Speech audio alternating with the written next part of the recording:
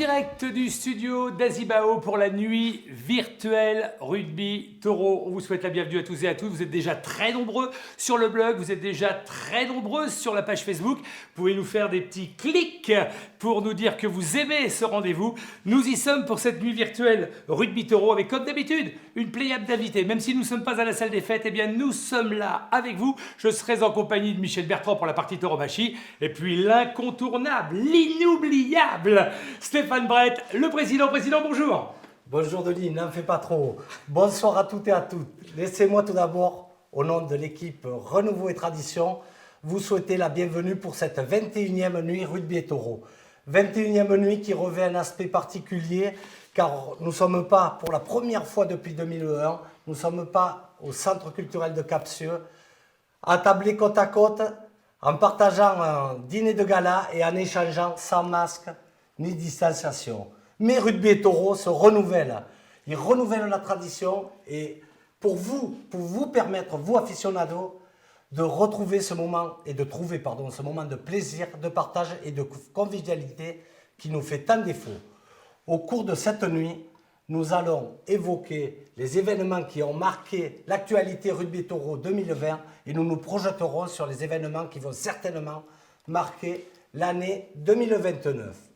Mais vous n'êtes pas sans savoir que depuis, vous qui nous suivez, que depuis 2001, nous avons reçu une pléiade d'invités tout aussi prestigieux les uns que les autres. Cette année, nous avons la chance et l'opportunité de recevoir des légendes, des monstres. Absolument. De la tauromachie et de rugby, à savoir le matador de Taureau Gascon, Thomas Dufaux, actuellement en Andalousie, mais grâce à la technologie, ça a du bon. Nous avons encore quelques instants avant un direct international avec Michel Bertrand. Qui sera parmi nous ce soir. Et nous pourrons échanger avec lui. Également présent sur le plateau, Jean-François Majesté, éleveur de taureaux basco-hollandais, mais également ex-joueur de rugby reconnu et talentueux, qui est le parfait union entre nos deux passions, que sont le rugby et la tauromachie. Et côté rugby, on a l'immense joie et la fierté rugby et taureau de recevoir le grand, l'immense président de l'UBB, Laurent Marty. J'attendais les applaudissements. Allez, pour que cette soirée soit exceptionnelle, excuse-moi Stéphane, nous allons jouer ensemble également tout au long de la soirée avec des cadeaux à la clé. Nous avons à vous offrir des magnifiques tabliers rugby tauros, mais nous avons aussi de magnifiques bérets et les cadeaux, ce ne sont pas les seuls. Vous allez nous offrir cette Feria 2021 dans son intégralité, les droits d'entrée et tout ce qui va avec. À date, on en reparlera dans 20 minutes. Les choses sont claires. Allez, mesdames et messieurs, il s'en est passé des choses. 2020, la France s'est arrêtée. C'était une année blanche ou pas pour rugby taureau, ça? La France s'est quasiment arrêtée. Mais nous, j'ai tendance à dire, Thomas Pesquet, en haut de l'espace, regarde avec sa lunette et voit un petit village d'irréductibles qui est Capsieux. Et qu'est-ce qu'on a fait? On a organisé quelques petits événements. Déjà en janvier 2020, nous avons projeté au cinéma de Capsieux un documentaire film Beau joueur en présence de la réalisatrice Delphine Glaise et du joueur, le local de l'étape, ex-joueur de l'UBB, et à l'époque il était joueur de l'Aviron et maintenant à Agen, Raphaël Lagarde. Donc comme tout événement, toute tradition gasconne, l'avant-match s'est déroulé au Cercle des Travailleurs de Capsieux. Ce film, ce documentaire très riche, il montre les relations humaines, la vie de groupe au sein du club de rugby de l'Aviron où ils sont en souffrance. Et on voit les relations de groupe et l'envie de repartir de l'avant. Ce débat fut riche. Le débat suivant, en présence de Delphine Glaise et Raphaël Lagarde, fut riche puisqu'on a vu les deux côtés. Le côté de Delphine Glaise derrière la caméra et en immersion grâce à Raphaël Lagarde. Ensuite, un mois plus tard... Eh oui, c'est le deuxième événement, le deuxième gros événement organisé cette soirée, cette nuit rugby taureau. La nuit 2020. On a eu la chance également d'avoir côté rugby Régis Saune, connu par nos invités. Régis qui nous a fait partager ses passions, entre autres taurines, mais pas que. Et il nous a fait la chance, puisqu'il venait d'être auréolé du titre de champion de France de top 14 en tant que coach toulousain, il nous a fait la chance de nous faire toucher le bouclier de Brennus. Côté taurin, on a eu l'immense, le truculent Victor Mendes, En fait, il y a une véritable amitié entre Rugby Taureau et Victor Mendes, puisque Victor Mendes a foulé les Ruedo et les arènes, le Ruedo Cap-Sylvain et les arènes Jean Sango lors des festivals taurins 1996 et 1997. Ça en fait un des rendez-vous. Nous allons maintenant parler de la partie taureau, puisqu'il s'est aussi passé quelque chose avec Taureau 33. Oui, je pense que j'ai assez parlé maintenant. Je vais effectuer la passe, je l'espère, dans le bon tempo, à notre consultant tauromachique, Michel Bertrand. Merci Stéphane de ce ballon bien envoyé dans le tempo. J'espère que je ne vais pas faire d'en avant. Troisième temps donc des actions de Rugby Toros cette année passée, 2020. C'était Toros 33, cette journée de solidarité taurine.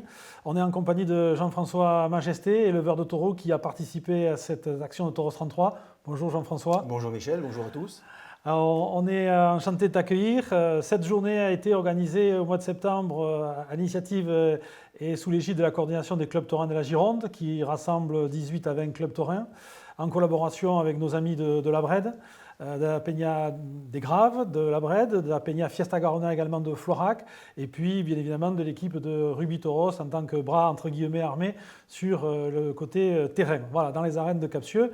On s'est tous retrouvés dans les arènes Jean Sango pour une magnifique journée de convivialité, puisque Fiesta Campella veut dire fête champêtre. Au cours de cette fête champêtre, des toreros girondins, Julien Escarré, Clément et Clément Argus, un jeune noviro, ont tauré 4 novilles de la ganadería La Espera. C'est la ganadería dont tu t'occupes et que tu as créée depuis quelques années. Comment tu as vécu, première question, cette journée de Toros 33 ? Mais tout d'abord, merci pour l'invitation. Très heureux d'être avec vous, de partager ce moment d'affition et de passion, de parler taureau à un moment où les choses sont un petit peu compliquées au niveau du lancement de cette temporade. Oui, pour revenir sur la journée de Captieux de l'an dernier, en septembre 2020, ça reste un très beau souvenir, une très belle journée, une réussite totale, je crois, à la fois sur la partie organisation, sur la partie également artistique quant au contenu. Juste quelques mots pour revenir sur le projet de départ. L'idée était d'organiser une journée de solidarité, de faire en sorte que la saison ne soit pas blanche en Gironde au niveau des taureaux. Et c'est, je crois, un grand plaisir de voir comment les associations taurines girondines se sont réunies, fédérées, regroupées pour s'approprier ce type de projet et ont su le mener jusqu'à son terme avec la qualité que l'on connaît. Je crois que c'est important de le dire, de le souligner, parce que ce n'est pas si fréquent que ça que des aficionados se mobilisent, revendiquent leur passion, se mobilisent de cette manière-là et revendiquent le fait que la Gironde est aussi une terre de taureaux. Ça ne s'est pas produit dans tous les départements taurins français et c'est important que tu le signales. Alors toi, personnellement, qu'est-ce que tu as ressenti lorsque tu as vu la porte du tauril des arènes de Captieux s'ouvrir et que tu as vu ce premier novice des 4 sortir ? Oui. Alors, c'est toujours pas d'un point de vue plus personnel et en tant que ganadero, la journée, c'est ce qu'on te demande aujourd'hui. On la vit tout à fait de manière particulière et de manière très très spéciale. Vous supportez malgré tout la responsabilité de la course. C'est certes une fiesta campère, mais malgré tout, c'est vos 4 novilles qui vont défiler, qui vont dérouler en piste, qui vont sortir du tauril. Donc ça reste aussi une très belle journée, une grande émotion, parce que je crois que tout le monde était satisfait, moi le premier, du jeu qu'ont pu donner les taureaux. 4 novilles, 2 qui ont été honorés d'une Vuelta posthume. Tour d'honneur, oui. Voilà, exactement. Beaucoup de jeux, un ensemble très intéressant, je crois, avec du fond, de la race, de la transmission, qui ont permis également aux toreros de s'exprimer et qui ont largement, je crois, contribué à la pleine réussite de cette journée. Donc, on a passé, c'est vrai, un bon moment. On rappelle ces 2 Vuelta al Ruedo, ça c'est important, parce que c'était aussi la première fois que tu as mené des taureaux dans les arènes de Captieux. On espère t'y revoir bientôt. Mais avant ce moment de septembre 2020, je voudrais qu'on revienne un petit peu en arrière. Tu es un aficionado depuis quelques années, on ne peut pas dire de longues années, parce que tu es jeune encore, mais tu as été coureur d'Ensiro, je crois savoir aussi coureur d'Ensiro avec le maillot de l'Aviron Bayonnais. Peut-être qu'on te demandera un jour de rechausser des chaussures de jogging pour porter le maillot de l'UBB. Je suis beaucoup trop vieux pour ça. Bon, non, peut-être pas encore, mais c'est un bon entraînement, c'est comme moi, bon, ne t'inquiète pas, on s'entraînera ensemble s'il le faut. En tout cas, pour ce qui est de cette période de coureur d'Ensiro, comment on passe des gradins coureur d'Ensiro et comment on devient éleveur? Pourquoi et comment, en quelques mots? Alors, en 2-3 mots, c'est quasiment impossible. Donc, j'ai quand même essayé d'apporter une réponse un peu synthétique sans trop déborder. Disons que, à titre personnel, j'ai toujours eu la passion des taureaux dans la peau. C'est toujours quelque chose qui a brûlé en moi, qui m'a animé depuis que j'étais gosse, avec un parcours en afition, long, particulier, spécifique, avec le fait de se mettre devant les taureaux à Pamplona et en Navarre, et puis après de cheminer, d'avancer, de continuer à avancer en afition, d'une expérience également passée qui m'a permis de toucher à la notion d'élevage, de voir comment se comporter un taureau au niveau du campo, ce qu'on faisait au niveau des tâches du campo. Et au bout d'un certain moment, donc à l'issue de ce parcours-là en afition en quelque sorte, je me suis posé la question de savoir l'orientation que je voulais donner en afition, comment je voulais aller plus loin ou pas, réfléchir à tout ce que pouvait être la vocation d'un ganadero, avec tout ce que ça pouvait comporter en termes de difficultés, d'embêtements, de savoir-faire aussi, hein, d'être dans cette question, est-ce que ça ne s'invente pas d'être ganadero, quand bien même on a 50 années d'afition derrière soi, c'est une chose d'être aficionné, c'en est une autre de mener un élevage. Et donc ça a été tout un tas de questions auxquelles j'ai mis un peu de temps pour répondre avec l'engagement et le sacrifice que ça demandait, pour ensuite me lancer dans cette quête-là, dans cette nouvelle ville en quelque sorte. Depuis quand tu t'es lancé et où est-ce que tu es installé actuellement? Alors aujourd'hui, je me suis lancé très précisément en 2015, après 5 années de recherche infructueuse, compliqués, inaboutis, des projets qui ont vu le jour, qui ne sont jamais allés forcément à leur terme, pour finalement aboutir en 2015 à Cagnotte. Donc le destin un peu qui est venu taper à ma porte à ce moment-là, car les choses paraissaient quasiment impossibles à réaliser. Donc le destin, et puis donc en 2015, ce nouveau projet, ce nouveau départ, avec le fait d'emménager la propriété, avec mes amis et mon équipe de toujours, et de lancer de nouveau cette dynamique. D'accord, donc un parcours aquitain qui part de l'aviron bayonnais, qui monte à Bordeaux, qui redescend dans les Landes pour y installer les taureaux. Mais la question que je voulais te poser, c'est où est-ce que tu as fait combattre ton premier taureau et quand? Alors mon premier taureau, mon premier novillo exactement, c'était en 2017. C'était lors d'une San Picador organisée par Fiesta Garona à La Brede en juin 2017. Et pour la petite histoire, ce novillo-là a reçu les honneurs de la Vuelta posthume. Donc un premier novillo qui avait été combattu par Yon Lamotte et qui a été un novillo tout à fait complet de notes supérieures et sans doute un novillo au camp pour nous sans doute garder. Donc tout ça, c'est de bon augure. Les résultats aussi de la Fiesta Campera de Captieux. Quels sont tes prochains objectifs et ta prochaine ambition, on va le dire comme ça? Alors l'objectif d'une ganaderia, c'est toujours une espèce de dualité qui existe entre la gestion du court terme et l'obligation en quelque sorte de confirmer les succès des années précédentes, mais toujours d'avoir une projection à 10 ans en quelque sorte, hein, de vouloir ou de savoir et de pouvoir se projeter à 10 ans pour connaître le sens, ou en tout cas anticiper le sens de la sélection que l'on veut donner, comment on veut rafraîchir le sang, comment on veut garder les familles ouvertes, la future sélection des nouveaux reproducteurs, donc ça sous-entend de sacrifier forcément quelques matchs au campo. Donc ça c'est le projet immédiat et futur, avec forcément des prochains rendez-vous qui sont à venir et sans doute que les organisateurs auront à cœur de dévoiler ça prochainement. Alors je pense qu'on est sur un plateau où il y a des organisateurs. Je pense que d'ici quelques instants, peut-être qu'on annoncera quelque chose. En tout cas, on souhaite te retrouver, comme on souhaitera retrouver également Thomas Dufaux, que l'on a rencontré très récemment, puisque nous sommes doués à Rubis Taureau d'une facilité de translation extraordinaire entre les plateaux où on enregistre actuellement cette émission et puis l'Andalousie. Merci Michel, merci Jean-François Majesté. Nous allons jouer ensemble comme c'était prévu, des cadeaux à vous offrir. C'est maintenant via la page Facebook et vous allez pouvoir nous répondre très rapidement. Première question et 2 gagnants à la clé. Dans quelle arène l'élevage de Jean-François Majesté, la Espera, a-t-il fait combattre son premier novillo? Dans quelle arène l'élevage de Jean-François Majesté, la Espera, a-t-il fait combattre son premier novillo? Vous avez jusqu'au 5 mai pour répondre soit via le blog, soit via la page Facebook. Je vous propose de retrouver, ça y est, nous sommes en direct. Nous avons Michel qui s'est téléporté en direct, mesdames, messieurs, de l'Andalousie. C'est parti, Michel avec Thomas Dufaux. Bonjour à tous. Écoutez, c'est un réel plaisir de vous retrouver malheureusement pour le moment qu'en vidéo. Parce que je me trouve en ce moment à Sanlúcar de Barrameda où je suis arrivé depuis le début de l'année. Et où je suis en train de me préparer. Alors là, comme vous pouvez le voir ici, derrière moi, c'est un endroit très tauréen. Je me trouve en ce moment même à la maison de El Mangui, qui était un des très grands bandereros de la tauromachie dans les années 80, qui aujourd'hui est retiré et qui a une salle magnifique où on s'entraîne quotidiennement pour torer de salon quand il fait pas très beau.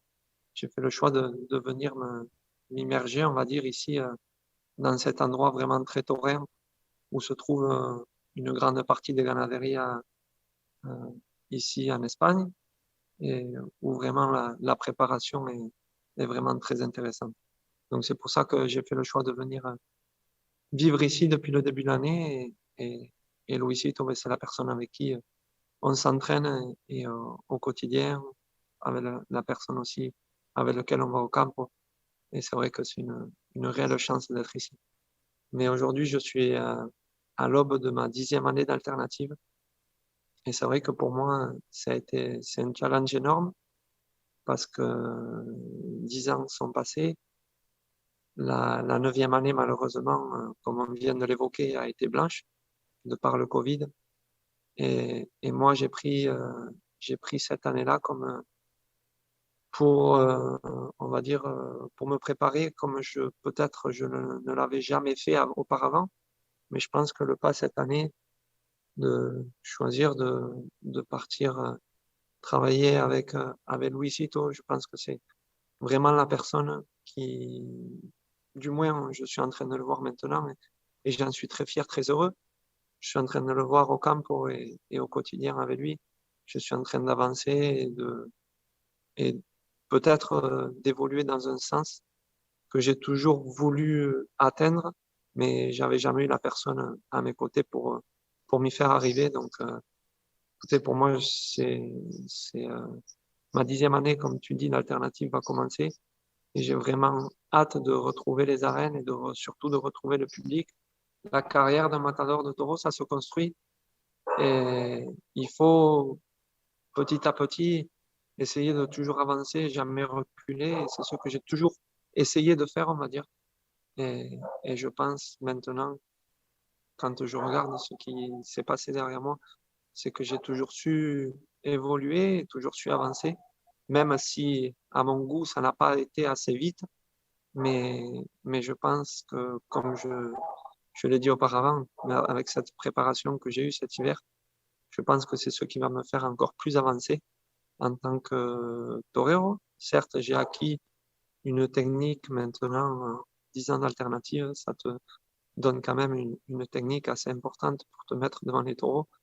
Mais il me manquait ce petit plus où j'ai su peut-être m'approcher de ce que je cherche à Madrid quand j'ai coupé l'oreille, à Saint-Sevé quand tu as évoqué les 3 oreilles. C'est vrai que ce sont des après-midi qui m'ont permis de m'approcher vraiment de ce que je suis en train de rechercher en tant qu'artiste. Donc, quels vont être tes prochains rendez-vous, tes prochaines ambitions pour 2021? Mon plus grand péché auparavant, c'était de penser à l'ensemble des saisons. Donc maintenant, je sais que mon prochain rendez-vous, on va dire officiellement, en tant que corrida de taureau, ça sera à Istres, à la feria de Istres. Donc pour moi, mi meta, comme on dit ici en Espagne. Objectif.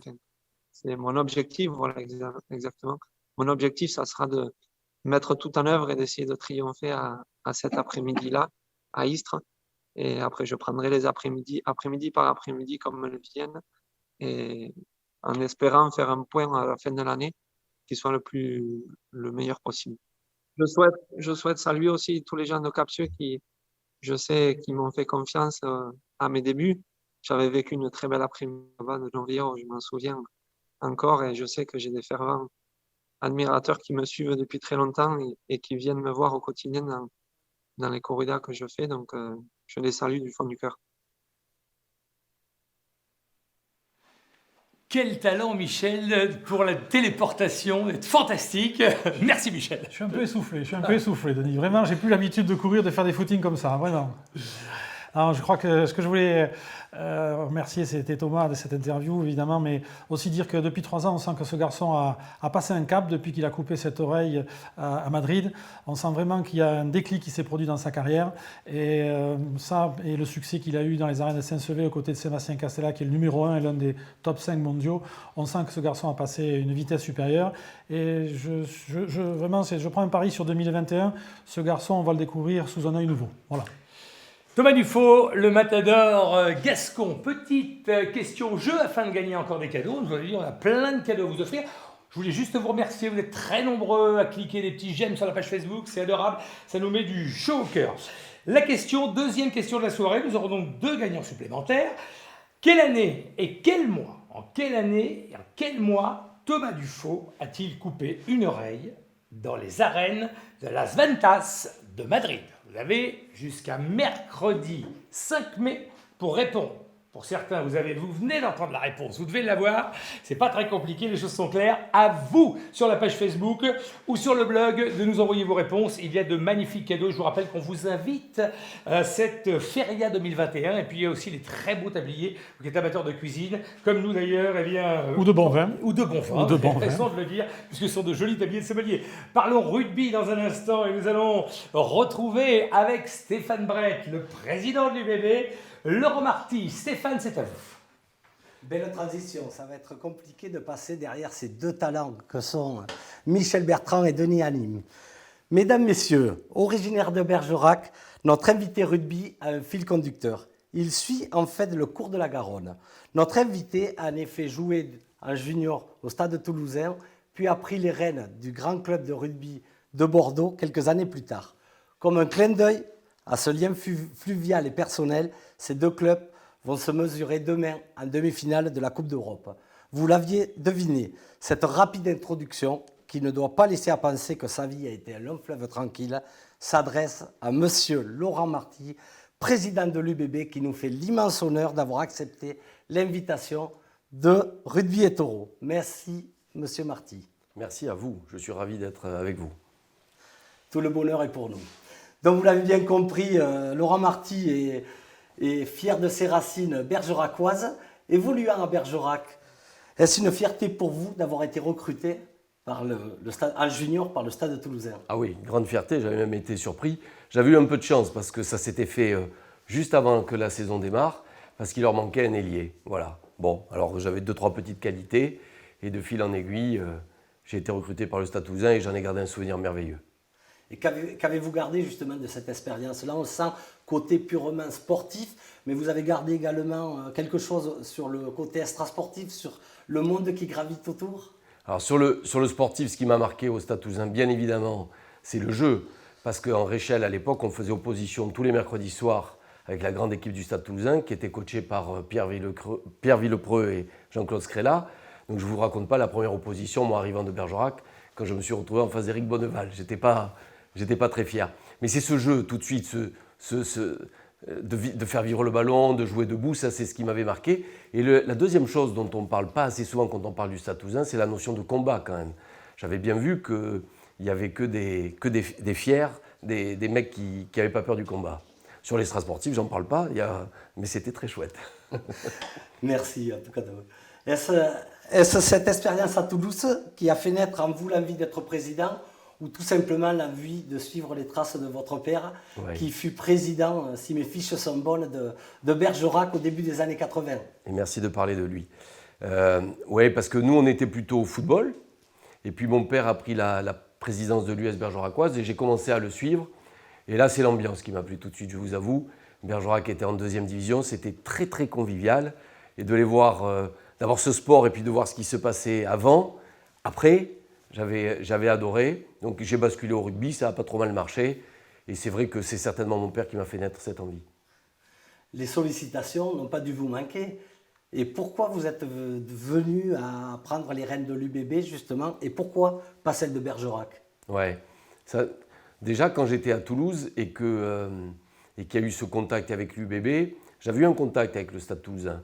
Il m'avait dit « Mais Laurent, tu as porté ce maillot, tu as tes affaires à Toulouse, tu vis à Toulouse, est-ce que tu ne pourrais pas peut-être nous rejoindre ?»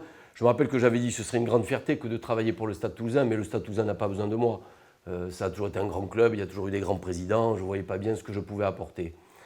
Pourquoi Bordeaux-Bègles et pas Bergerac? Ça, c'est tout simplement parce que j'avais envie d'aller le plus loin possible avec un club. Et malheureusement, je sentais que Bergerac aurait été limité de toute façon à un moment donné par ses moyens. Donc j'ai préféré m'engager à Bordeaux-Bègles. Et c'est Patrick Laporte, un copain que nous avons en commun, qui m'avait mis sur cette voie. Patrick Laporte qui a évolué pendant une saison à Capsieux. Je Dans le monde des petits. Hein. Si je vous dis dimanche 22 mai 2011, que vous évoque cette date? Après la naissance de mes filles, le plus beau jour de ma vie. Voilà, tout simplement, c'est la montée en top 14. Et on était mais sur un nuage, vraiment. En fait, tout s'est joué le week-end d'avant. On est allé à Grenoble en demi-finale. Il y avait 7 supporters dans les tribunes pour nous. Et puis, on n'était pas du tout favoris, un peu comme pour le match de demain. Et puis, on gagne, un peu contre toute attente. Enfin, contre toute attente, on se savait costaud quand même. Et à partir de ce moment-là, je crois que dans l'équipe, dans le club, on s'est tous dit que cette finale ne pouvait pas nous échapper, ce n'était pas possible. Mais on affrontait Albi, coaché par Henri Broncan, donc c'était pas facile. Guitoun jouait, Sofiane Guitoun. Et puis, et là, tout d'un coup, on a 6000 spectateurs bordelais c'était à Agen, la finale, qui arrivent. On gagne, c'est un moment absolument magique. Et puis, alors, la soirée qui a suivi a été fabuleuse avec 4 ou 5 000 bordelais entassés dans la bodega bègle qui tremblaient de tous les côtés. C'était magique. On sent toujours et encore de l'émotion. Hein? Ah oui, je vous le dis après. C'est un des plus beaux jours de ma vie, vraiment. D'accord. Vous avez repris justement ce club en 2007, en Pro D2. Et en 14 ans, vous l'avez amené dans les meilleurs, puisque vous êtes, et vous serez certainement, on va vous porter bonheur, sur le toit de l'Europe demain, ou bientôt. Quelle est, selon vous, la clé de cette réussite? L'humain et le travail. Voilà, tout c'est ce que j'ai essayé de faire toujours dans ma vie, y compris dans mes entreprises. Je crois qu'à ces deux valeurs. L'humain d'abord, parce que sans l'humain, j'arrive pas à comprendre comment on peut avancer. On a tous besoin des uns des autres. Il y a souvent des grandes phrases de la part des patrons autour de ça. Mais moi, j'ai toujours fait en sorte de le prouver. Respecter les gens avec qui je travaille, leur tendre la main quand ils en ont vraiment besoin. Et ça, en général, ça donne des très bons résultats. Et le travail, parce qu'on est dans des milieux hyper concurrentiels et si on ne s'accroche pas, les autres vous dépassent rapidement. Justement, ça me pousse à vous pousser. On voit que l'actualité, maintenant, dans le football, notamment avec King Street et la Super League, ça s'est créé. Vous, en tant qu'actionnaire de l'UBB à 97%, on a compris que l'humain était important. Mais vous considérez comme un patron ou plutôt que le club fait partie du patrimoine local? J'ai toujours dit, le club, il est virtuellement à moi, il est sur les papiers à moi. Mais je n'ai jamais senti que c'était mon club, comme je peux avoir mon entreprise. Même mon entreprise, j'ai souvent cette pensée de me dire qu'elle est un peu à nous tous, ceux qui travaillent avec moi. Mais un club, non. Un club, ça fait partie du patrimoine culturel. C'est l'histoire d'une ville, c'est l'image d'une ville. Donc pour moi, je considère que c'est à nous tous et que j'en ai juste pris la responsabilité à tous les niveaux à un moment donné, c'est tout. Donc l'UBB dégage l'image d'un club où l'humain semble, et vous en parlez si bien, l'humain a une part importante. Si, comme je le pense et comme vous venez de le démontrer, ce n'est pas qu'une façade, à quoi cela tient-il?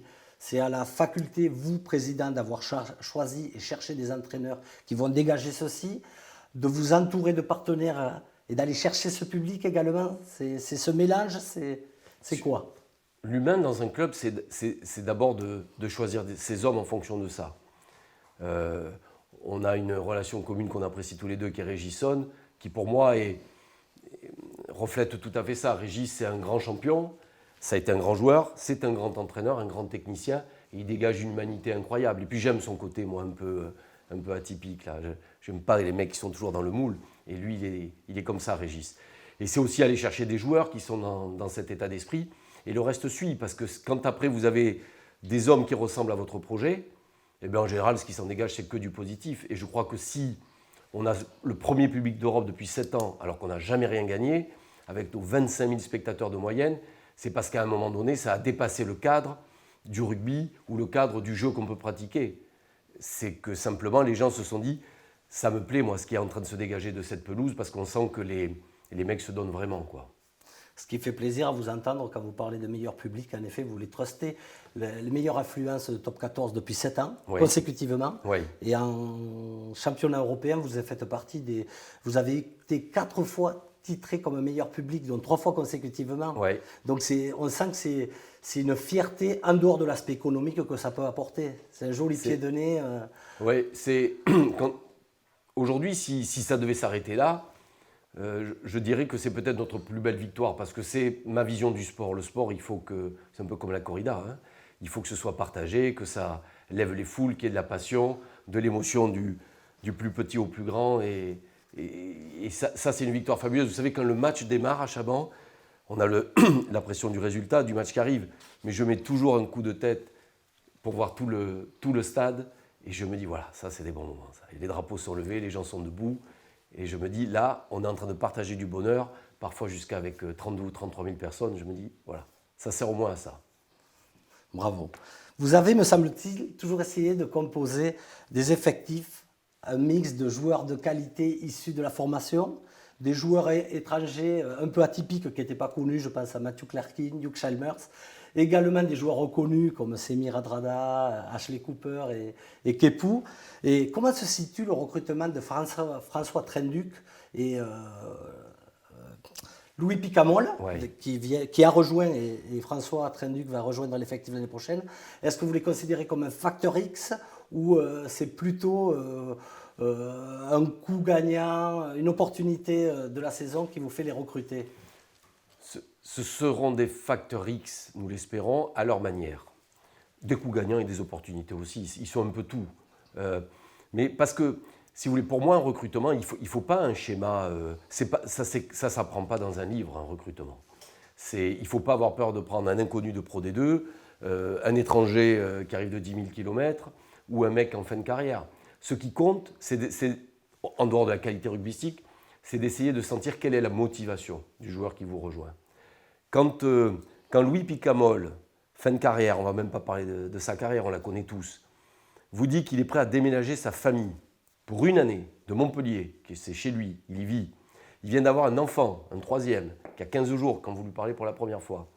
Et pour une année de contrat, et j'insiste, pas pour un gros salaire, ce type vous dit, moi j'ai envie de bien finir, dans mon club ça ne se passe pas comme je voudrais, vous vous dites, c'est pas possible. Ce type, il ne peut pas mentir, il ne peut pas tricher. Il a envie de bien finir, il a 35 ans, il a tout connu, il déménage une famille. Et François Trenduc, c'était pareil. Bon, lui, il était à Paris, il devait rentrer directement à Montpellier. Ils ont tous les deux leur carrière professionnelle qui les attend, ils savent ce qu'ils vont faire. Mais ils se disent, voilà, on a envie quand même de finir sur un truc, on sent qu'à l'UBB, c'est possible. Et sur une année, on se met en danger. Je sais qu'ils sont copains avec Rémi Lamera, avec Jefferson Poirot. On sentait que ces types avaient envie de se retrouver. Pour nous, c'est que des feux verts.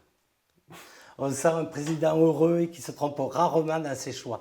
Mon petit doigt me dit que certains recrutements, même certains joueurs, c'est vous-même qui allez les chercher après des heures et des heures de cassettes ou de DVD. Oui. Est-ce la réalité? Alors, je vais même vous dire, vous faire une petite confidence. Depuis 1 an et demi, 2 ans, et parce que j'estimais qu'au club, j'avais certainement fait mon job, qu'on avait un très bel effectif, qu'on avait un garçon comme Christophe Furios qui arrivait et qui sait faire tourner la machine, j'ai pris du recul et je suis revenu un peu plus à mes affaires et à mon business. Et ces derniers jours, j'ai réalisé à quel point, en fait, pendant une bonne dizaine d'années, je n'avais pensé que rugby, recrutement.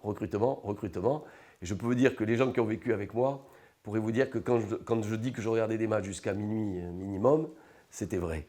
Je passais mon temps, même Régis pourrait le dire, je l'emmerdais à lui envoyer des joueurs à regarder. Régis, très bon recruteur d'ailleurs. Et non, c'est vrai, parce que j'estimais qu'on n'avait pas un budget hyper extensible et qu'il ne fallait pas qu'on se trompe sur le choix. Et comme j'aimais ça, j'avais un peu joué, ben je m'y mettais beaucoup. Merci, monsieur Laurent Marty. Mais avant de finir, je voulais vous souhaiter bonne chance pour le match de demain contre le Stade Toulousain. Et comment appréhendez-vous dernière question, comment appréhendez-vous ce match? Avec de la crainte, avec de l'enthousiasme? Oui, les deux. Mais vous savez qu'on a une préparation vraiment tronquée. Oui. Le stade a eu la préparation idéale. On repasse des tests ce soir. On aura les résultats demain matin. Pour l'instant, les tests de lundi, mercredi, c'est bon, on était tous négatifs. On n'est même pas certains. On est confiants, mais bon. Et voilà, c'est le grand stade toulousain. Quelque part, les conditions font qu'ils étaient favoris avant tout ça. Ils le sont encore plus. Mais nous, on y va à l'esprit libre. On n'a rien à perdre et croyez-moi, on va faire le match. Eh bien, on va croiser vraiment les doigts. Hein. Merci Laurent Marty, Merci à l'immense vous. président du club phare de notre région et pas que, de s'être rendu disponible à l'approche de ce rendez-vous important. Rugby Taureau est très très fier de vous avoir accueilli. C'est moi, merci beaucoup. Quel plateau encore au studio d'Asie Bao, mesdames et messieurs, où nous avons ce direct de la nuit Rugby Taureau. Et vous êtes de plus en plus nombreux sur la page Facebook et sur le blog. Une autre possibilité pour vous de gagner votre invitation pour la Feria 2021, pendant que nous allons accueillir Stéphane ici à notre lab pour nous parler justement de cette Feria 2021. Vous rappelez qu'il y a encore une possibilité de gagner des cadeaux, et non seulement votre invitation à la Feria, mais aussi la possibilité de repartir avec ce magnifique tablier dont je vous ferai voir tout à l'heure cette magnifique qualité. Alors, la question est simple. Ça nous a mis tellement d'émotions lorsque Laurent Marty nous a répondu. Que s'est-il passé le 22 mai 2011 ? Que s'est-il passé le 22 mai 2011 ? Allez, vous nous envoyez tout ça sur la page Facebook ou sur le blog, et la possibilité pour vous, eh bien, de repartir avec de jolis cadeaux. Stéphane, Michel, on va parler maintenant de cette Feria 2021. Personne n'y croyait, nous y sommes tout presque. Que va-t-il se passer le vendredi soir ? Vendredi soir, vendredi 4 juin, rendez-vous au cinéma pour un documentaire Mercenaires suivi d'un débat. Le samedi ? On ne change pas une formule qui marche, ça sera toujours Rugby Plus. Avec de la pratique du rugby à 5, c'est une pratique de rugby à toucher, où on verra évoluer sur le terrain André Duranto, aussi bien des entreprises, des jeunes, des moins jeunes, et surtout il y aura de la mixité. Et puis le dimanche, la parole à Michel pour nous annoncer qu'il y aura bien des taureaux à Capsieux. Il y aura bien des taureaux à Capsieux. On va annoncer la formule d'ici quelques jours, quelques heures. L'état d'urgence sanitaire sera levé début juin, pardon. Donc à partir de ce moment-là, on pourra recommencer à se retrouver dans le respect des gestes barrières. Et il y a fort à penser qu'on retrouvera 2 de nos invités, peut-être 3, dans les arènes de Capsieux le dimanche 6 juin. Donc c'est très bientôt et surveillez vos téléscripteurs. Allez, il va nous rester le temps de dire au revoir au président et puis d'accueillir nos invités pour cette remise traditionnelle des cadeaux comme nous le faisons tous les ans. Capsieux, c'est chaleureux.